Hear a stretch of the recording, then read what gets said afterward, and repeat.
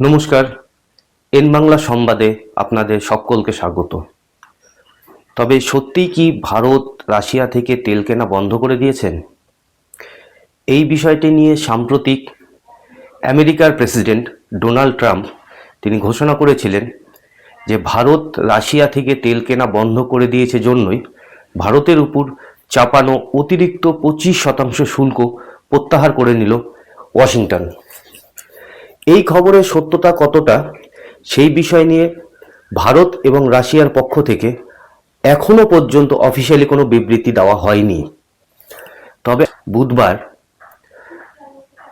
রাশিয়ার বিদেশ মন্ত্রকের পক্ষ থেকে সংবাদ সংস্থা পিটিআইকে দেওয়া একটি বিবৃতিতে তারা পরিষ্কার বলেছে যে ভারত রাশিয়া থেকে আগেও যে পরিমাণে তেল কিনতো এখনও সেই পরিমাণে তেলই কিনছে। এই বিষয়টি নিয়ে আমেরিকার প্রেসিডেন্ট যে বিবৃতিটি দিয়েছেন সেটিকে সম্পূর্ণভাবে নস্যাৎ করে দিয়েছে রাশিয়ার বিদেশ মন্ত্রক, এবং রাশিয়ার বিদেশ মন্ত্রকের পক্ষ থেকে এই ঘোষণাটিও করা হয়েছে যে ভারত যে শুধু রাশিয়া থেকে তেল কিনছে শুধুমাত্র ভারতের জন্য নয়, এবং সঙ্গে এই তেল কেনাতে উপকৃত হচ্ছে ভারত এবং রাশিয়া দুই দেশই। তার সাথে ভারত রাশিয়া থেকে তেল কেনবার ফলে আন্তর্জাতিক বাজারে তেলের যে দাম সেই দামে স্থিতিশীলতা রয়েছে। সঙ্গে রাশিয়ার পক্ষ থেকে আরও দাবি করা হয় যে আমেরিকার প্রেসিডেন্ট ডোনাল্ড ট্রাম্প যে কথাগুলি বলেছেন সেই কথাগুলি সম্পূর্ণ ভিত্তিহীন। ভারত এবং রাশিয়ার সম্পর্ক বহু পুরনো, যার ফলে ভারত রাশিয়া থেকে যে তেল কিনছে না এটা একদম ঠিক কথা নয়।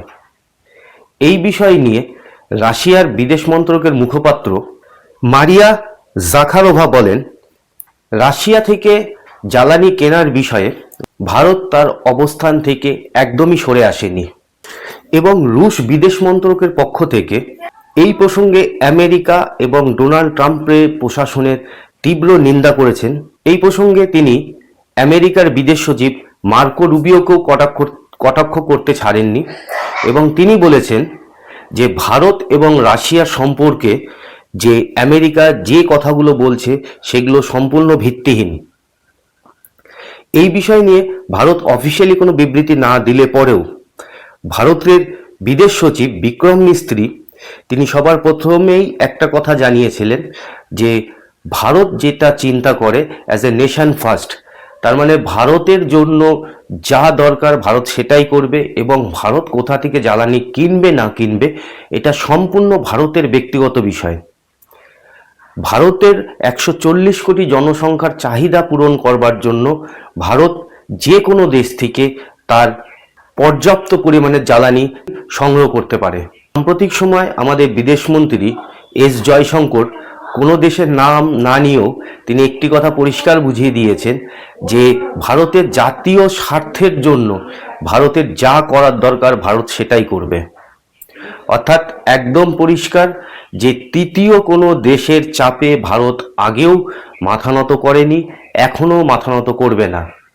তো আজকে রাশিয়ার বিদেশ দপ্তরের পক্ষ থেকে যখন এই বিবৃতিটা দেওয়া হয়েছে তখন পরিষ্কার একটা জিনিস বোঝা যায়, এবং বোঝা গেছে যে আমেরিকার পক্ষ থেকে যে বিবৃতিটা দেওয়া হয়েছিল যে ভারত রাশিয়া থেকে তেল কিনছে না জন্য আমেরিকা ভারতের উপর 25% শুল্ক ছাড় দিয়েছে, এটা সম্পূর্ণ যে ডোনাল্ড ট্রাম্পের একটি মুখরোচক গল্প সেটা আজ একদম পরিষ্কার হয়ে গেল। আসল বিষয়টা হচ্ছে আমেরিকা ভারতকে চাপে ফেলতে গিয়ে আলটিমেটলি নিজেই চাপে পড়ে গেছেন, এবং ওনাকে ভারতের উপর যে 25% শুল্ক চাপিয়েছিল সেটা ওনাকে তুলতেই হতো। এবার নিজের মুখ বাঁচাতে হবে, তো নিজের লাজ রক্ষা করবার জন্য আমি বিশ্বের 1 নম্বর শক্তিধর দেশ, আমি ভারতের মতো একটি দেশের কাছে মাথা নত স্বীকার করলাম, এটা তো মানা যায় না। তো কিছু তো একটা গল্প দিতেই হবে। তো এটাই ছিল সেই গল্প যে যেহেতু ভারত রাশিয়া থেকে তেল কিনছে না সেই কারণের জন্যই আমরা মনে করছি আর ভারতের উপর অতিরিক্ত 25% শুল্কের কোনো প্রয়োজন নেই, সেই কারণের জন্যই আমরা শুল্কে ছাড় দিয়েছি। তো এই ছিল আজকের প্রতিবেদন। ভিডিওটি যদি ভালো লেগে থাকে তাহলে অবশ্যই লাইক করবেন এবং চ্যানেলটিকে সাবস্ক্রাইব করে আমাদের উৎসাহ বৃদ্ধি করতে সহযোগিতা করুন। সকলে ভালো থাকুন, সুস্থ থাকুন। আজ এই পর্যন্ত।